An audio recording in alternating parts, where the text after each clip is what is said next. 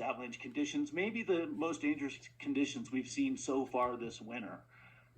And what we want people to do is check the avalanche forecast, know what the avalanche conditions are, where they're going. We're going to be putting out avalanche warnings in different parts of the state as the storm progresses. We already have an avalanche warning out today for the mountains around Marble and between Marble and Crested Butte. Make a plan that keeps yourself out of avalanche hazard. And if you're going into the mountains, make sure that you have avalanche rescue equipment. That's an avalanche rescue transceiver, a probe pole, and a shovel. So I'll just leave that slide up and maybe take some questions if anybody has any. And if anyone has a question, feel free to just raise your hand and I will move you over.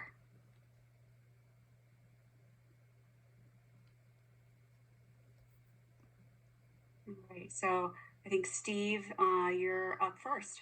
Steve Roldan. Let's see. Are you able to hear me now? Yep. Hi, this is Steve Roldan here with Denver 7.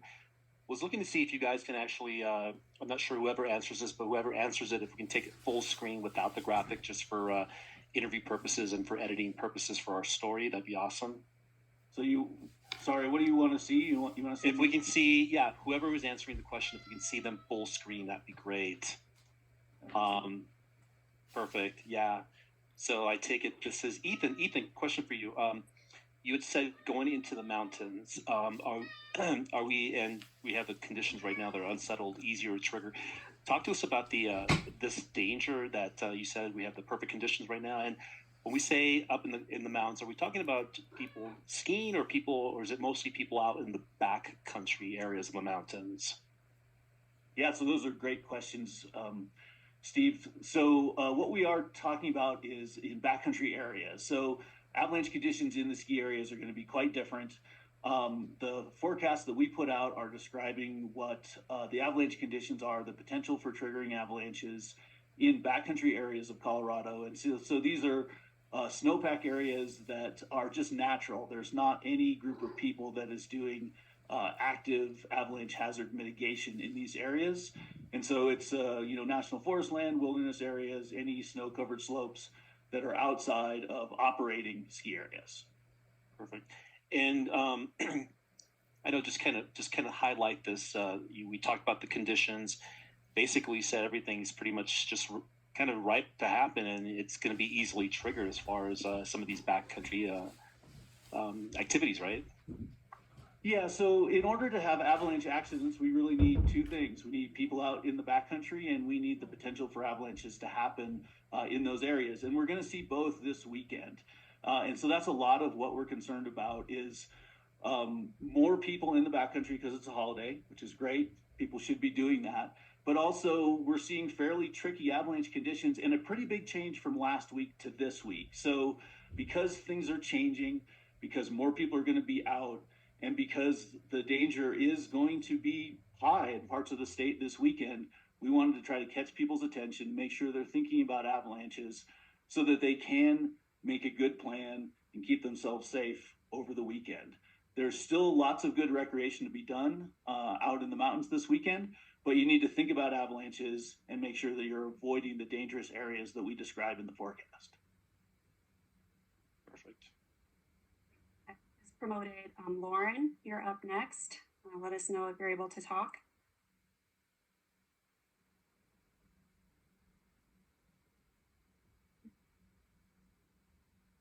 Looks like you might be muted. Hi, what about now? Perfect. Wonderful. Hi, Ethan. My name is Lauren. I'm with 9 News. I just have a question. I am wondering what happens if people do not follow the precautions that you are recommending. What could the consequences be? Well, the worst consequences could be they could get killed. Avalanches kill on average 6 people a year in the Colorado mountains. So far, we've had no fatal accidents this year, which is great.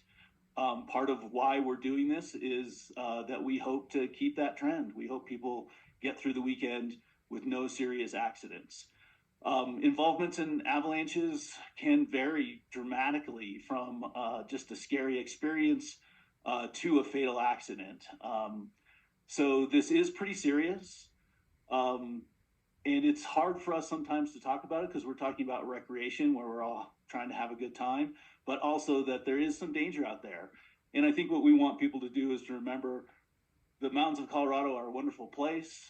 There's lots of hazards out there, winter and summer, but there are also hazards that we can manage. Avalanches are just another one of those. People can avoid this hazard, but they need to do it purposely. That's by getting good information so they know what they're going to face and having a plan that keeps them away from the dangerous areas. Wonderful. Thank you so much. Sure.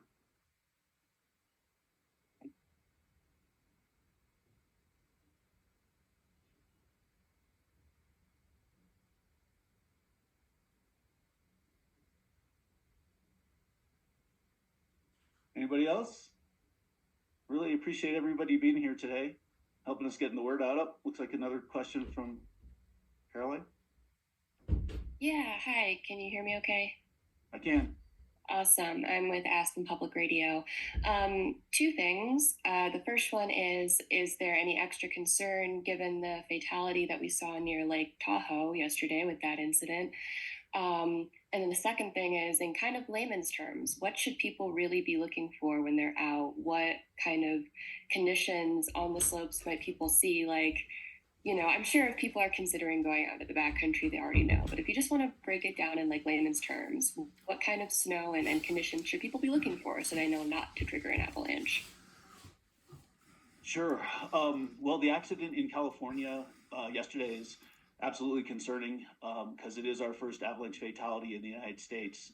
So it's a really tragic event. As far as translating to conditions in Colorado, California is really far away from Colorado, and that's especially true in the snowpack and avalanche world. So that the accident is a good reminder of how serious this can be.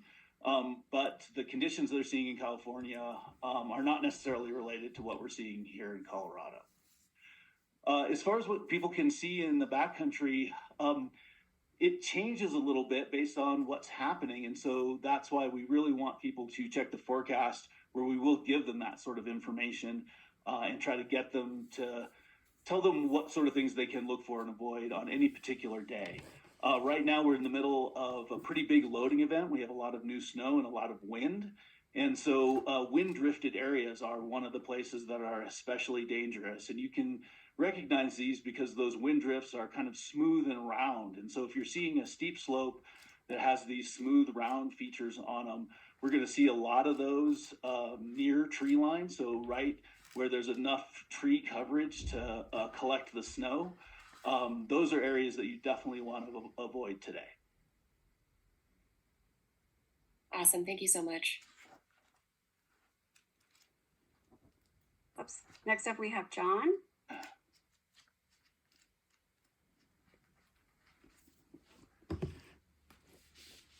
John, we're ready for you. My screen, it says that his audio is connecting. Okay.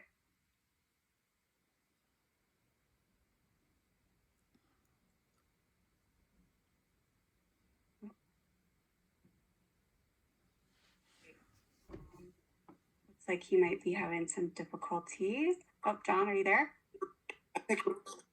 I am, yes. All right, go for it. So I think most or all of the people on this call understand how the snowpack deteriorates over time. I think you're probably getting an echo. I hope not.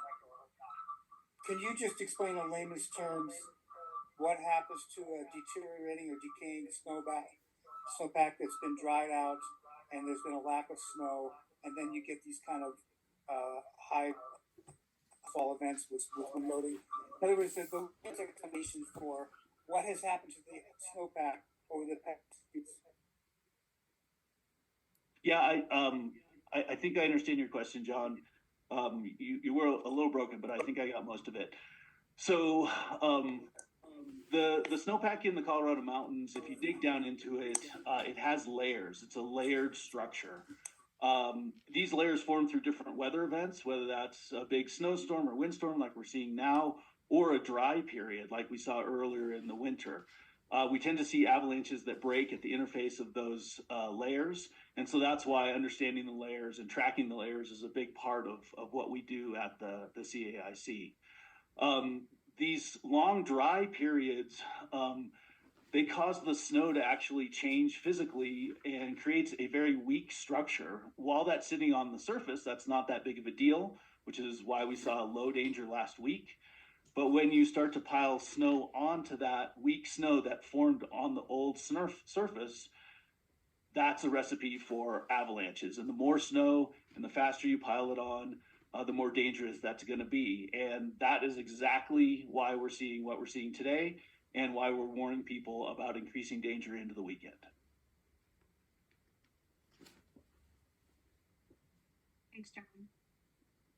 Looks like the next up we have Joe. Unless, John, did you have something else? No, I was just going to say that was perfect. Thank you. Thanks for the question. This is Joe Reese from Onyx Backcountry. Could you, Ethan, can you speak about the dynamic zones and how that will come into play here potentially as this forecast changes? Yeah, absolutely. Thanks, Joe.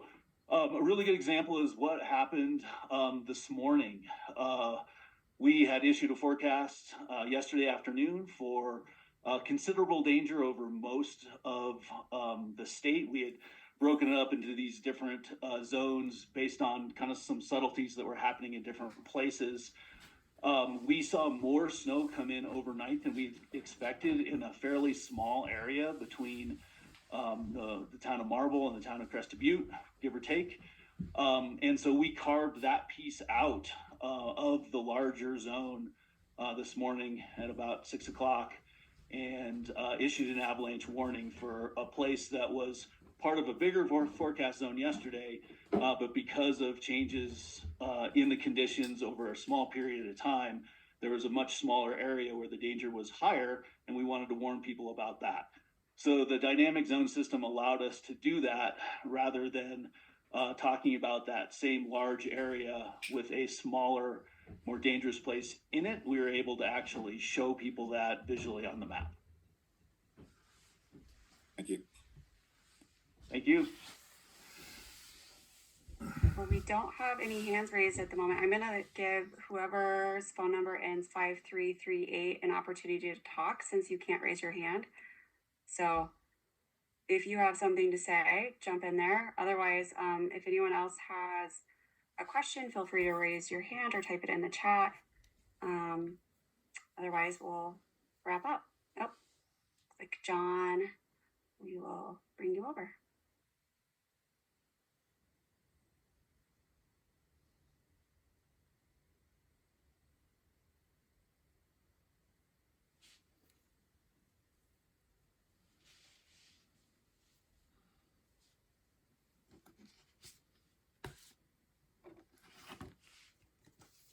Yep. Seems like there's always a lag there.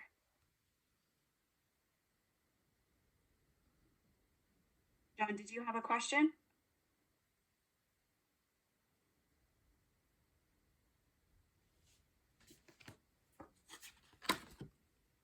I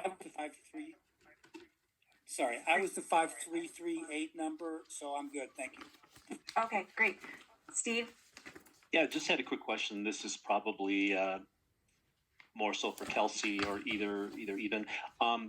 Hopefully we don't need to reach out this weekend, but are we going to have a PIO available this weekend if we need to do follow-up story or get some more information out there as far as the avalanche danger this weekend? Yes. I'm happy to give my phone number is listed. Our PIO number is listed on our website, which I can put in the chat for you all. And whether it's myself or Ethan, we'll have people available all weekend to talk to people and answer questions. Perfect. Thank you so much. And again, hopefully we don't have to reach out. So, but yeah. Agreed.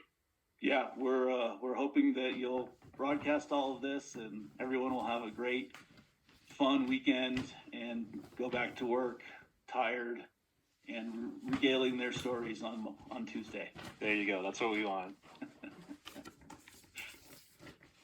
right. Well, unless anyone has final questions, this was our first virtual press conference. So we're learning, and hopefully it was useful to you all. I will share the phone number, and you can also find it on our website. But of course, reach out if anyone has follow-up questions. Ethan, do you have any parting words? No, just thank you very much for attending and your interest in this and your help getting the word out. And like Kelsey said, please reach out to us if there's anything else we can do. We appreciate your help. Thank you, guys. Great. Thank you.